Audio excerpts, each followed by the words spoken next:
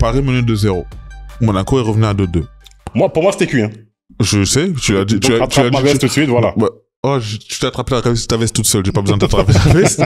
Maintenant, on arrive à un moment où le momentum a changé. Parce qu'on disait oui, Monaco, il se passe beaucoup de problèmes, etc., etc. Ce qui est vrai. Ce qui est vrai. On disait Paris, TJ Shorts avait fait une série incroyable contre Bourg-en-Bresse. Il fait deux très bons matchs pour commencer la série contre Monaco. On se dit, bon, Game 3, normalement, c'est terminé. Monaco est l'équipe la plus expérimentée des deux. Monaco est l'équipe qui est allée en finale de l'Euroleague.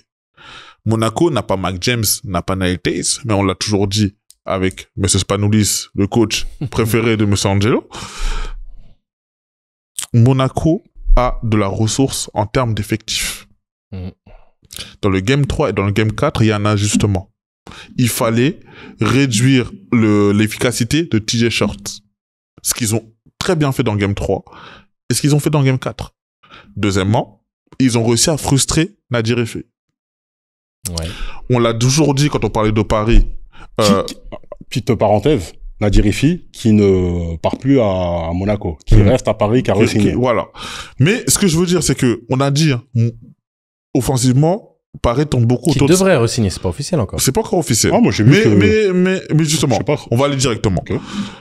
Nadir Effet et Cheshire portent l'équipe offensivement de Paris. Ça, on l'a toujours dit. On a toujours dit que si les deux sont en panne offensivement, Paris, c'est un problème. Game 3, Game 4, qu'est-ce qui s'est passé? Monaco a réussi à s'adapter défensivement, a été beaucoup plus dur. Et les joueurs comme un Elio Kobo, par exemple, ou un Mathieu Strassel, ont élevé leur niveau. Parce que, on va pas se mentir, dans les deux premiers matchs, ils n'étaient pas exceptionnels. Non, mais t'as une bascule, Mills. Je pense que t'as une bascule parce que de la même manière que on parle de Shorts et de Nadir Effet pour Paris, en particulier avec l'absence de Mike James du côté monégasque, on l'avait mentionné, Elio Kobo, forcément, devait... step up. Non seulement step up, mais take over. Ça veut dire qu'il devait mettre tout le monde sur ses épaules, là. Allez, montez sur le dos, là. Je vous emmène à bon port. Et c'était obligatoire. Et quand tu regardes les deux premiers matchs d'Okobo, en comparaison à Shorts, tu vois qu'il y a une sorte d'inversement de dynamique complet où tu as Okobo qui devient Okobo Rockets et même s'il joue pas aux Rockets. Non. Mais c'est ça qui s'est passé, tout simplement. Après, Strazel, il a été très bon dans la distribution des ballons et dans la gestion au match 3. Il a été plus présent au niveau offensif dans le scoring au match 4 et très, très, je pense, propre dans la distribution également. Donc, c'est mathématique, si tu veux. C'est mathématique, mais on savait très bien que à Paris, la pluie et le beau temps, c'était. Je peux juste poser une question. Pose. Oh, j'allais poser. Vas-y. Excuse-moi. Dans le Game 3, Paris menait à la mi-temps. On a eu un gros Game 3 de, je sais plus, Jaron Blossom Game, je pense. Yep. Il fait peut-être un des plus beaux matchs de sa carrière avec un Game 3 à 26 points. Paris... Ah, attends, si tu parles du Game 3. Du Game 3 où Monaco renverse le troisième carton et passe devant Paris. Non. Exactement. Est-ce que tu penses que Paris peut aujourd'hui s'en mordre les doigts d'avoir perdu ce Game 3 qu'ils avaient en main jusqu'à la mi-temps? Bien sûr. Les bras, les coudes. Les coudes, si tu veux, même la tête ou comme tu veux. Cannibale, si tu veux. D'accord? Alors, est-ce qu'ils peuvent s'en mordre les doigts de pied? Oui. Ce qui est évident, c'est qu'il y a eu un ajustement pertinent où Monaco a joué l'extra small ball. C'est-à-dire, c'est pas juste du small ball, ils ont joué de l'extra small ball. Et ça a perturbé un petit peu défensivement Paris. Parce que de mettre Blossom Game sur un poste 4, par exemple, défensivement, tu peux en pâtir. Parce qu'au niveau du rebond, on sait que Paris est athlétique. Paris n'a pas forcément, on va dire, des pivots estampillés Euroleague, tu sais, comme des Tavares et consorts, ou des Milutinov, ou des Fall, ce que tu veux. Mais ils ont des mecs athlétiques. Même au niveau poste 4, tu vois, un Léopold Cavalière, tu mets un Banjassi, Ketavio Seis qui a été très intéressant, notamment défensivement. Tu sais que tu vas jouer sur un jeu de fixation, sur un jeu de création de shorts, et après, tu dois mettre dedans. Puis il y a notre gaucher préféré qui va partir à l'Olympiakos, là, du côté de Paris, qui a aussi allumé la mèche. Ouais. Wow. Et donc, c'est sûr que tu es dans une sorte d'opposition où je me pose simplement la question, à un moment donné, est-ce que du côté de Monaco, ils vont réussir stratégiquement à trouver la parade pour pouvoir empêcher un 3e match de suite TJ Shorts de faire du sale? Parce que de l'arrêter une fois, ok. 2 fois, pourquoi pas, mais 3 fois, ce serait masterclass au niveau du coaching défensif. Justement. Ouais, pour vous, Monaco, est-ce qu'ils peuvent le faire? Du coup, c'est quoi les clés, du coup, pour que Monaco gagne? Parce que le momentum, comme tu l'as dit, le momentum, il a shifté de pour moi, Monaco, ils viennent pour le faire. Dans tous les cas. Tu viens de gagner 2 matchs d'affilée, tu vas pas venir en disant, oui, le game 5, non. Le game 5 est à Paris. Il est à Paris. On le rappelle, Monaco est double champion en titre. Mentalement, ça fait 2-3 petits trucs dans la tête. Ça joue. Paris n'a toujours pas gagné. Donc ça veut dire que la pression même, elle est sur Paris. La pression, elle est sur Paris. Tu fais un jeu à domicile. Tu menais 2-0. Et tu n'as toujours pas remporté de titre. Tu vois, quand on dit... Ouais, tu veux dire de titre de champion. Oui, de France. Titre de champion. Oui, champion de France, c'est ça que je veux dire. Quand on dit l'histoire est écrite, quand on parle, par exemple, je fais une petite parenthèse de Paris Saint-Germain, quand on dit l'histoire est faite pour qu'il gagne cette année. Bien sûr. Paris, là, maintenant, tout le monde se pose la même question. Parce qu'à 2-0, pour moi, ils s'imaginent déjà prendre le trophée. À la mi-temps, t'es à plus 10, t'es à plus 15. Tu t'imagines déjà prendre le trophée. Ouais. Tu vois. Et là, maintenant, t'arrives où? Tu perds le game 3. Bon, c'est pas grave. Tu perds le game 4. Ah, bizarre. T'arrives au game 5. Là, en plus de cela, rappelons-nous, Monaco joue son meilleur joueur, Mark James. C'est ça qui est, et Daniel Theis, qui est un joueur, on sait, hein, un joueur réputé FIBA. Si les deux avaient été là, tu penses que ça aurait été... Je pense que ça aurait été peut-être fini un peu plus vite, mais je pense, comme le disait Angelo, je pense que certains joueurs n'auraient pas pu s'exprimer un peu plus. D'ailleurs, Blossom Game, je pense pas qu'il met 26 points, c'est à Mark James. Non, mais en plus, tu sais, on parle de Theis, mais Papagiannis. Parce qu'à un moment donné, t'as Theis qui n'est pas là, pas de souci. Mais ça repose énormément sur les épaules de Mamjete. Et Papagiannis, c'est aussi un joueur qui lui, peut amener énormément de solutions. On l'a vu en Euroleague. Et on le voit maintenant potentiellement dans cette finale où ça peut être quelque chose qui peut manquer parce qu'un joueur capable d'allumer la mèche de loin, mais aussi d'être tour de contrôle défensif, ça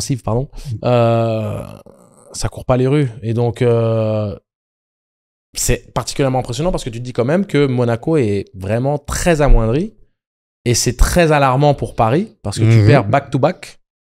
Alors oui, c'est à l'extérieur, mais bon, me parlez pas davantage du terrain. Voilà ce que j'allais dire. Pas à Monaco. Non, pas à Monaco. En plus, tu regardes les gradins qui sont même pas 3/4 remplis. Mais comme tu l'as dit, un TJ Shorts qui a 3 ou 4 sur 18 dans le game 3, qui a peut-être 2-3 sur 11 dans le game 4.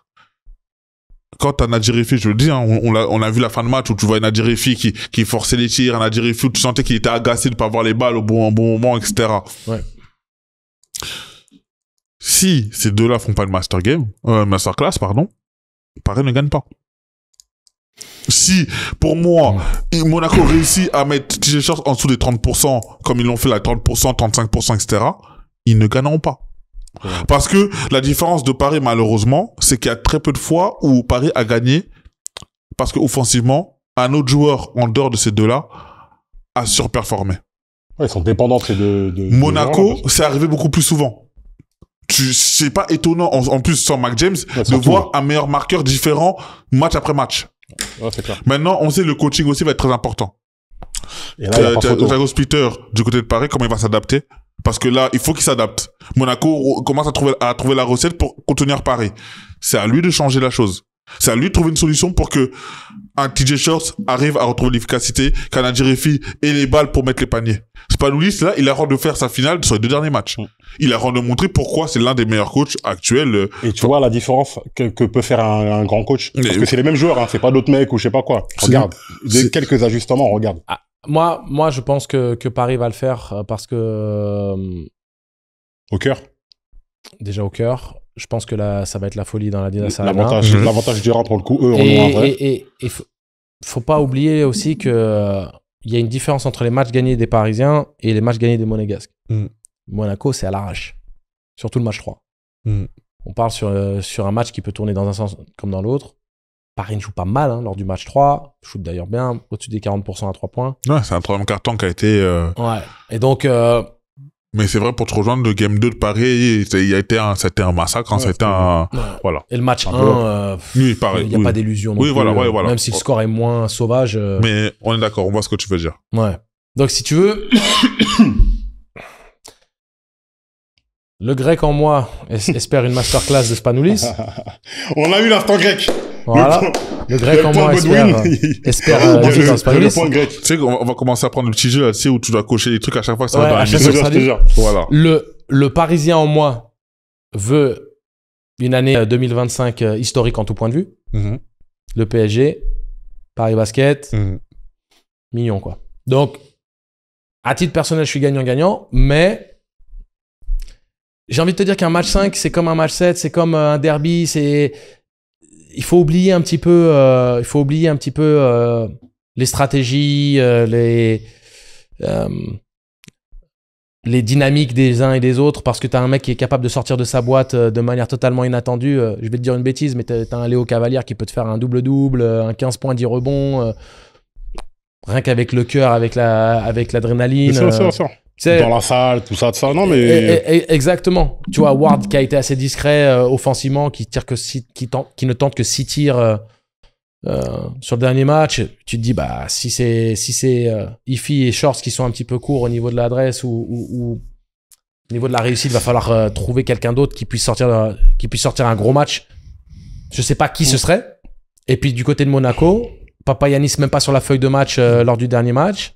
Est-ce que Papagiannis, qui n'a pas joué lors du match 3 non plus, il va revenir dans quel état mental mentalement, c'est juste, est-ce que, par exemple, il va refaire une Barcelone match 5 Est-ce que Papagiannis va être relancé tel qu'il a été relancé face à Barcelone et nous lance une masterclass une fois de plus, sachant que le match 3 et 4, il joue pas. Donc moi, je peux pas prédire. Mais beaucoup de questions. Là, on a besoin que tu te mouilles, là. En plus, Poséidon qui se mouille. Moi, je pense que Paris va le faire à la maison. Ok. Qu'est-ce que tu penses, là? Même si ça sent. Allez, je mets Paris entre moins de 6 points d'écart. Paris, un beau match 5, quoi. Pas le choix. Alors, ça va être un match, justement, ça va être un match dégueulasse en termes de pourcentage, je pense. Mais comme le match. C'est un match de tranchée, c'est un match 5, hein, on a vu un match 7. Mais, je pense que Paris va le prendre à l'arrache, et je pense, pour finir cette saison historique. Paris, gestion des émotions, parce que autant vous allez être à domicile, tout le monde voudra un petit peu prouver truc, faut rester calme, faut rester fidèle à son jeu, fidèle à sa stratégie.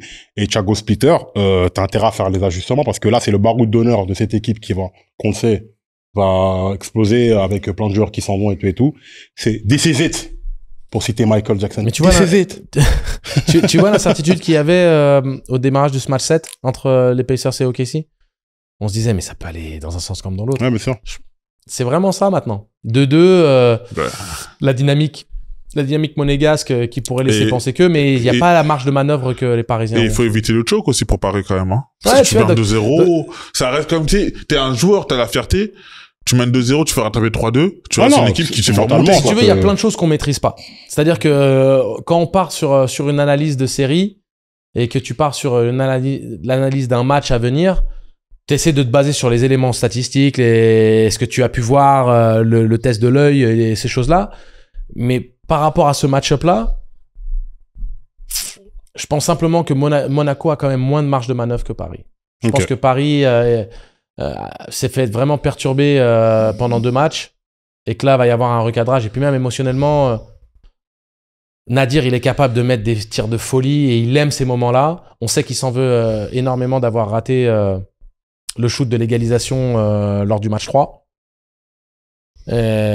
Juste un petit peu court. Mais bon. Et je pense que tu lui donnes la chance de reprendre ce tir-là.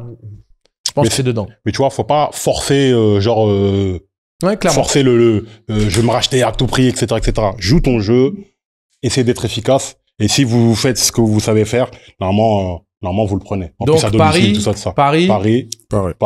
Allez, Paris alors. Bah oui. Les gars, on est quand même. Allez, Paris. On va pas se tromper.